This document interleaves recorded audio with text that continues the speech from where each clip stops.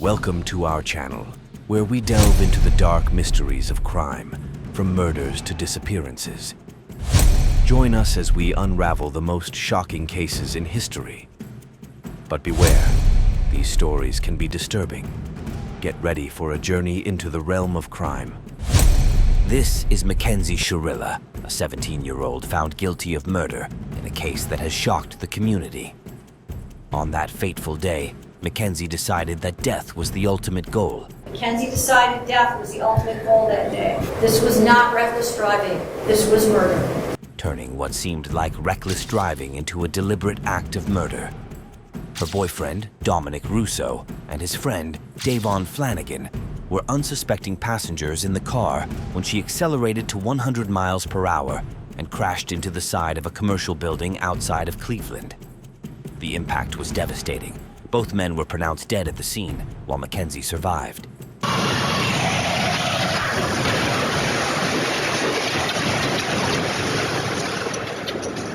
The courtroom was tense as prosecutors laid out the chilling details of Mackenzie's toxic relationship with her boyfriend.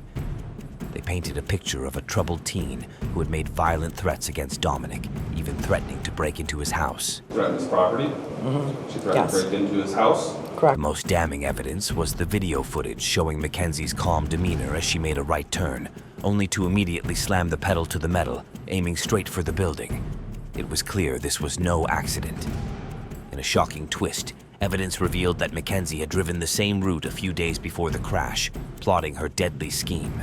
You see her driving very calmly and making the right turn, and then all evidence indicates she immediately put the pedal to the metal and drove straight into a building at 100 miles per hour. I think those really demonstrated to us that this was no accident. The judge's voice echoed through the courtroom as he delivered the verdict, guilty on 2 counts of murder. The atmosphere was thick with suspense as Mackenzie stood to be handcuffed, tears streaming down her face. She was given a chance to speak before her sentencing, her voice trembling with remorse. "I'm so deeply sorry," she pleaded. "I hope one day you can see I would never let this happen or do it on purpose. I wish I could remember what happened. I'm just so sorry. I'm heartbroken." The families of Dom and Davia, I'm so deeply sorry. I hope one day you can see I would never let this happen or do it on purpose. I wish I could remember what happened. I'm just so sorry. I'm heartbroken. But her apologies fell on deaf ears. The judge emphasized that there was no medical condition or mechanical failure to blame for the crash. This was a premeditated act of murder.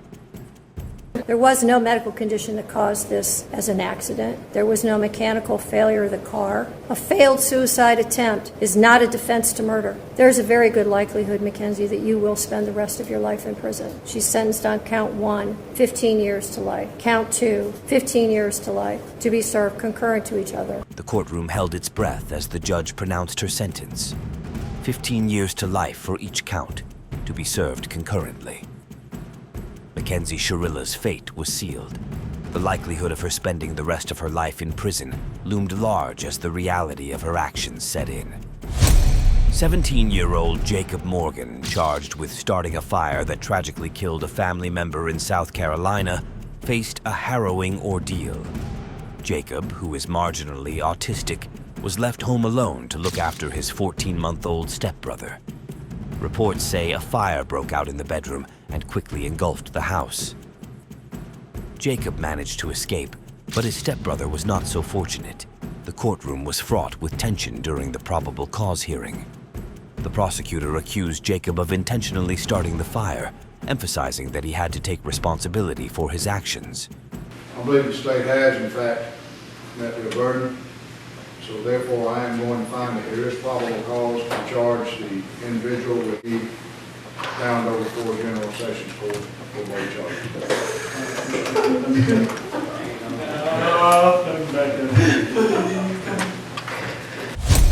This is Willard Miller and Jeremy Goodale. At just 16 years old, they are both charged with the murder of their high school Spanish teacher, reportedly over a bad grade. We then moved her off of the trail, where I then struck her and she died as a result. Miller and Goodale went to Fairfield High School in southeastern Iowa. Nohema Graber was the Spanish teacher at the school, and Miller was one of her students.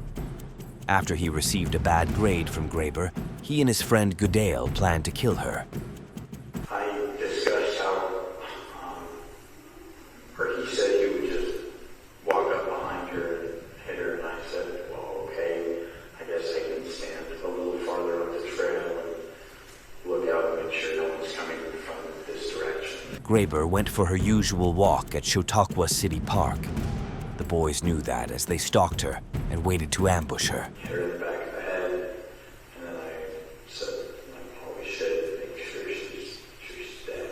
So we hit her a couple more times, and then I dragged her off towards the access trail. They then dragged her into the woods and beat her to death with a baseball bat. What's the plan after that? There wasn't really a plan beyond that. Hide the body, bury the body, save the body. At that time, we were going to hide the body. I guess in our arrogance, we kind of assumed that nobody would ever find her. I kind of thought that we left her. Not long after, both boys were arrested.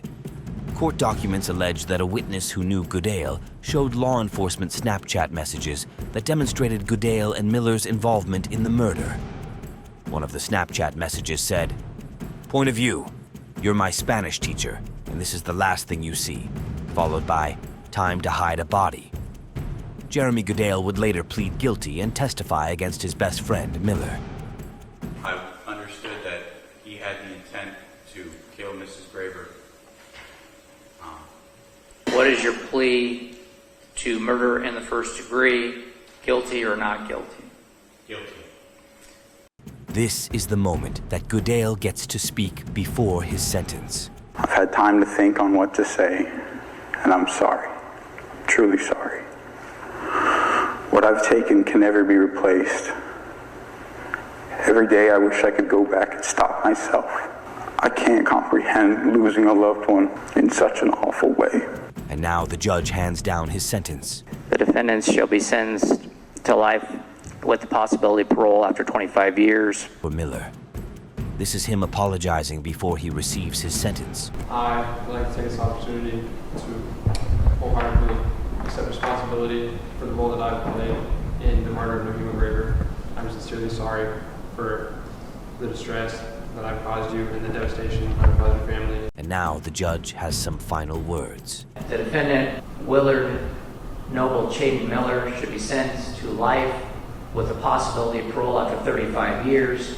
Miller seems to be completely unfazed.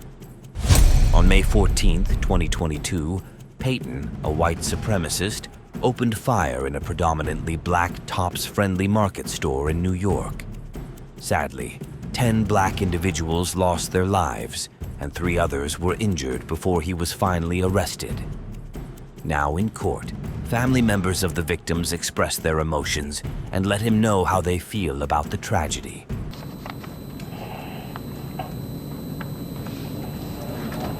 I've seen you a couple times in court, and you look like a young man that could be anybody's son. You don't come across to me as a racist killer, even though that's what you have done. Mistakes, some are big, and some are small. This one here is a real big one that you can't take back. You have to live with this one, bro, just as I have to live with this every day. My daughter, Robbie Drury, was a young woman. She was not married. She had no children. She never will. Robbie was our youngest daughter. When people ask, how many children do you have? I don't know what to say. You destroy our lives forever. It's not a day that goes by that I won't remember May 14th and being 2 minutes sooner. I could have been in that store. And all I think about is Could I have saved my aunt? Could I have helped her get away from the bullets?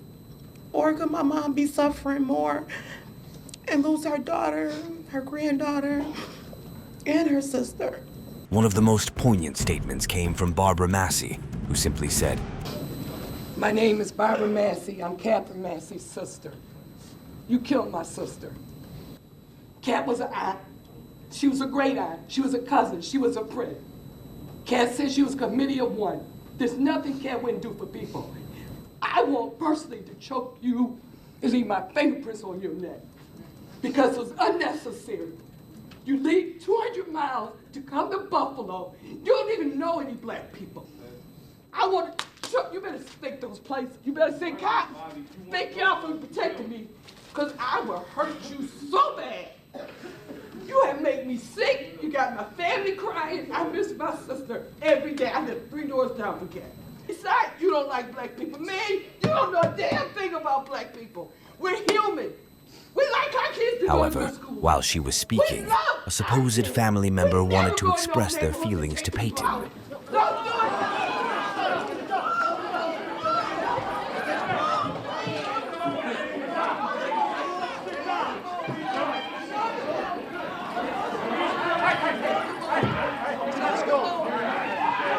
Eventually, the judge reads her sentence.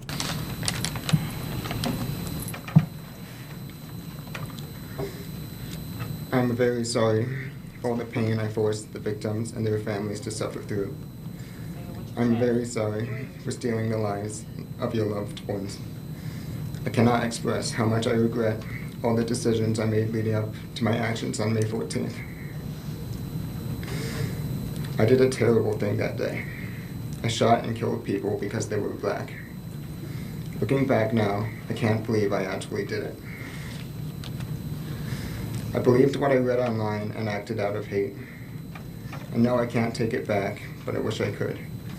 And I don't want anyone to be inspired by me and what I did. You will be sentenced as an adult on the remaining counts.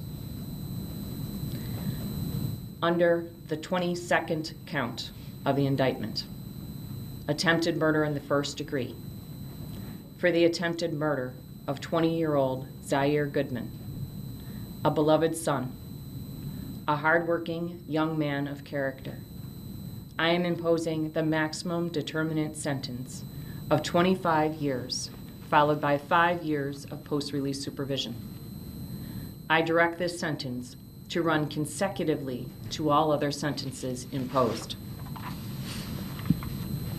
Under the 23rd count of the indictment, attempted murder in the first degree, for the attempted murder of 55-year-old Christopher Braden, a son, father, husband, and friend, a professional serving the needs of the good people of the city of Buffalo. I am imposing the maximum determinate sentence of 25 years, followed by 5 years of post-release supervision. I direct this sentence to run consecutively to all other sentences imposed. Under the 24th count of the indictment, attempted murder in the first degree, for the attempted murder of Jennifer Warrington, age 50, daughter, mother, wife, friend, a professional serving the needs of the good people of the city of Buffalo. I am imposing the maximum determinate sentence of 25 years, followed by 5 years of post-release supervision. I direct this sentence to run consecutively to all other sentences imposed. Under the 25th count of the indictment, criminal possession of a weapon in the second degree, I am imposing the maximum determinate sentence of 15 years, followed by 5 years of post-release supervision. I direct this sentence to run consecutively to all other sentences imposed. I am assessing the mandatory surcharge of $300, the crime victim assistance fee of $25, and a DNA fee of $50. You have 30 days to appeal the sentence of this court. This concludes these proceedings, and the court will stand in recess.